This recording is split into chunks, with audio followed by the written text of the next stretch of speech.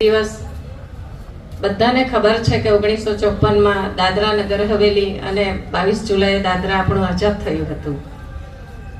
આપણા દાદરા નગર હવેલીના તમામ એવા સ્વતંત્ર સેનાની અને આપણા નગર હવેલીના અને દાદરાના તમામ અમારા જે વડીલો હતા એમના સંઘર્ષ અને એમની મહેનત અને તે સમયના જે એમનું જે દિમાગ ચાલતું હતું તે પ્રમાણે આપણો દાદરા નગર હવેલી અને દાદરા આઝાદ કર્યા બાદ આપણે બધા આજે એ લોકોની મહેનત એ લોકોનો સંઘર્ષ પણ આપણે આજે આમ જોવા જઈએ તો આપણે બધા સુખી છે.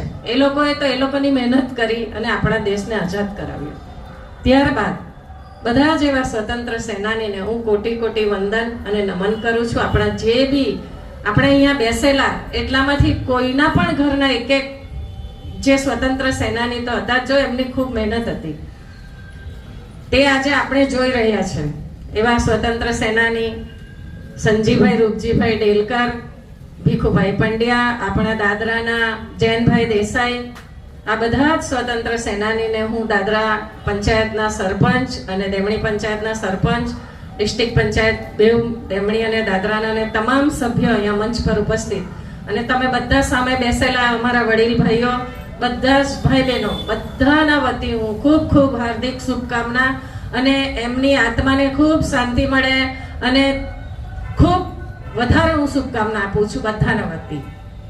ત્યારબાદ આજે તમે જોઈ રહ્યા છે કે આપણા દાદરા નગર હવેલીમાં ખૂબ વરસાદના કારણે રસ્તા પણ થોડા ખરાબ થઈ ગયા છે અને જ્યાં ત્યાં કચરો પણ પડેલો હતો પણ એ તો અમે ઉચકાવી લેવાનું કામ કર્યું છે. પણ રસ્તામાં અમે મટીરિયલ બી નખાવતા જ છે.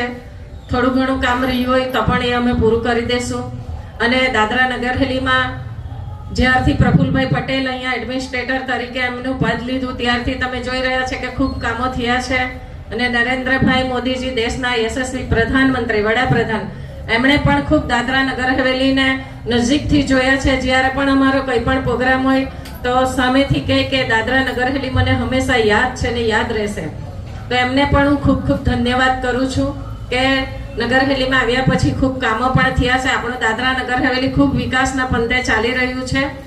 અને અત્યારે ડેન્ગ્યુના મચ્છરના લીધે અમે પણ એક ટીમ બનાવી છે. એ ટીમો આવે છે તમારે અહીંયા તો એમને પણ તમારે બી થોડીક બતાવવાનું રહેશે કે ભાઈ અહીંયા પાણી છે કે શું છે, તો એનું પર નિવારણ લાવશું. અને એ બદલ હું બધા જ અહીંયા આવેલા તમામ ભાઈ બહેનો, અમારા પ્રાઇમરી સ્કૂલના ટીચર, શિક્ષકો અને નાના અમારા બાળકો આવેલા બધા જ ભાઈ બહેનો મંચ પર ઉપસ્થિત બધાને હું દાદરા પંચાયત વતી ખૂબ ખૂબ કોટી કોટી વંદન અને અભિનંદન કરું છું. જય હિન્દ, જય ભારત.